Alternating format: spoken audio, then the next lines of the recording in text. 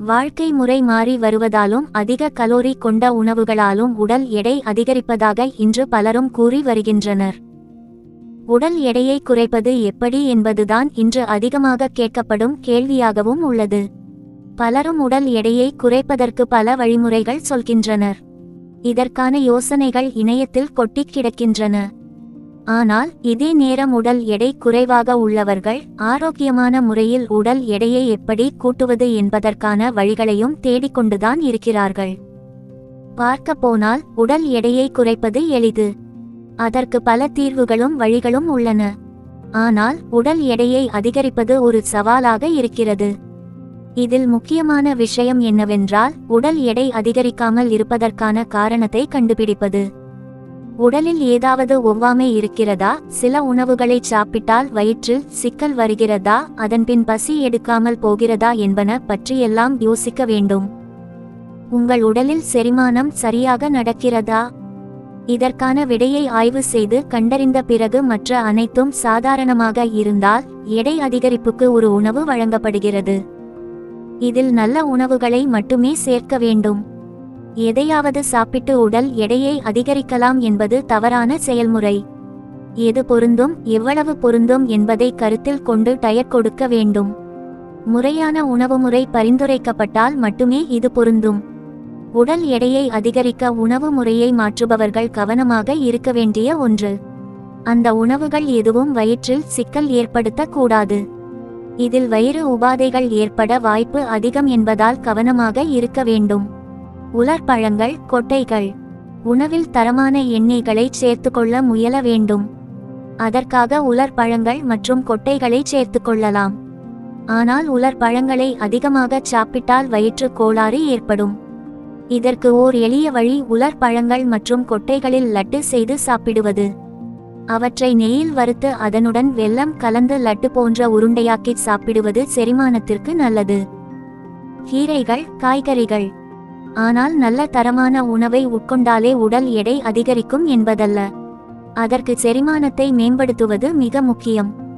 சிறு குழந்தைகள் முதல் பலரும் கீரைகள் மற்றும் இலை தழைகள் மிக்க காய்கறிகளை சாப்பிடுவதில்லை. அவர்கள் நார்ச்சத்தை இழக்கிறார்கள். இவற்றை சப்பாத்திகளில் கலந்தோ ஸ்டஃப் செய்தோ சாப்பிடலாம். இந்த காய்கறிகளை நாம் எல்லா இடங்களிலும் பயன்படுத்தலாம். இவற்றில் பொரியல், கூட்டு, கட்லெட்டுகள் செய்யலாம். இந்த உணவுகளை எந்த நேரத்திலும் சாப்பிடலாம். டப்பாக்களிலும் எடுத்துச் செல்லலாம். இதன் மூலம் நார்ச்சத்து மிக்க காய்கறிகளை உண்பதை உறுதி செய்யலாம். கீரைகள் போலவே இன்னொரு முக்கியமான காய்கறி பீட்ரூட் ஆகும். பீட்ரூட்டில் இரும்புச்சத்து உள்ளது. இதை வைத்து கட்லெட்டுகள், ஸ்டஃப் பராத்தா போன்ற உணவுகள் செய்து சாப்பிடலாம். வேர்க்கடலை பட்டர்.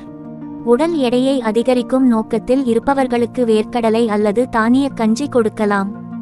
அல்லது இப்போது பலரும் பீனட் பட்டர் எனப்படும் வேர்க்கடலையிலிருந்து தயாரிக்கப்படும் வெண்ணெயை உட்கொள்கின்றனர். இதை வீட்டிலேயே செய்து சாப்பிடலாம். வணிக ரீதியான பீனட் பட்டரில் அதிக அளவு சர்க்கரை மற்றும் பதப்படுத்தும் ரசாயனங்கள் இருக்க வாய்ப்புள்ளது. அதனால் சந்தையில் கிடைக்கும் பீனட் பட்டரை தவிர்ப்பது நல்லது. பழங்கள், காய்கறிகள் மற்றும் உலர் கொட்டைகளுடன் உட்கொள்ள வேண்டிய மற்றொரு முக்கியமான விஷயம் பழங்கள். பல்வேறு வகையான பழங்களையும் நாம் உண்ண வேண்டும். அதிலிருந்து பல வகையான என்சைம்கள் மற்றும் தாதுக்கள் நமக்கு கிடைக்கும். இந்த தாதுக்கள் ஒட்டுமொத்த ஊட்டச்சத்துக்கும் அதையொட்டி எடை அதிகரிப்பிற்கும் மிக அவசியம். வாழைப்பழம் போன்ற பழங்கள் உடல் எடையை அதிகரிக்கும். இதனுடன் அவ்வப்போதைய பருவத்தின் பழங்களையும் உண்ண வேண்டும். ஒரு நாளைக்கு 2 முறையாவது பழங்களை உணவில் சேர்த்துக்கொள்ள வேண்டும். பாலும் பால் பொருட்களும். உடல் எடை அதிகரிக்க விழைபவர்கள் பால், தயிர், நெய் ஆகியவற்றை உணவில் சேர்த்துக்கொள்ள வேண்டும். பாலில் பாதாம், பிஸ்தா, முந்திரி ஆகிய உலர் கொட்டைகளை அரைத்து பாலில் சேர்த்துக்கொள்ளலாம். தயிரில் உள்ள புரோபயாடிக் பொருட்கள் நமது உடலுக்கு மிகவும் அவசியமானவை. உலர் திராட்சையை தயிரில் சேர்த்து உண்பதன் மூலம் இன்னும் அதிகமான புரோபயாடிக் பொருட்களை பெறலாம். இது செரிமான சிக்கல்களை சீர்படுத்தி பசியை தூண்டவும் செய்யும். உடல் எடை அதிகரிப்பதற்கு எருமை பால் உட்கொள்ளலாம். அதேபோல சீஸ், பன்னீர் ஆகியவற்றை சாப்பிடலாம். பருப்புகள். உணவில் சேர்த்துக்கொள்ள வேண்டிய இன்னொரு முக்கியமான விஷயம் பருப்புகள். உடைத்த பருப்புகளில் சாலட் செய்து சாப்பிடலாம். ஊற வைத்த அல்லது வேக வைத்த கொண்டைக்கடலை, உளுந்து ஆகியவற்றை உட்கொள்ளலாம். இது உடலுக்கு நல்ல தரமான புரதத்தை வழங்குகிறது. இது சைவ உணவு உண்பவர்களுக்கு மிக நல்ல உணவு. அசைவ உணவுகள்.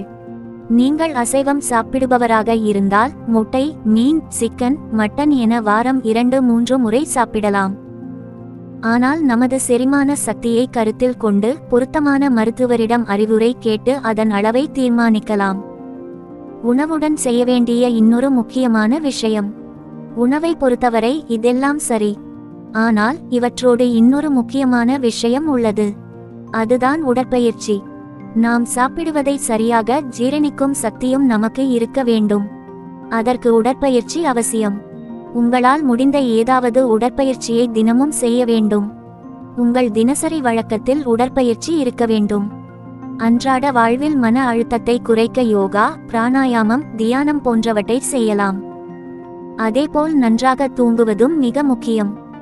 ஆரோக்கியமான உணவு, சரியான உடற்பயிற்சி, நல்ல தூக்கம் ஆகியவற்றால் உடல் எடையை ஆரோக்கியமாக அதிகரிக்கலாம்.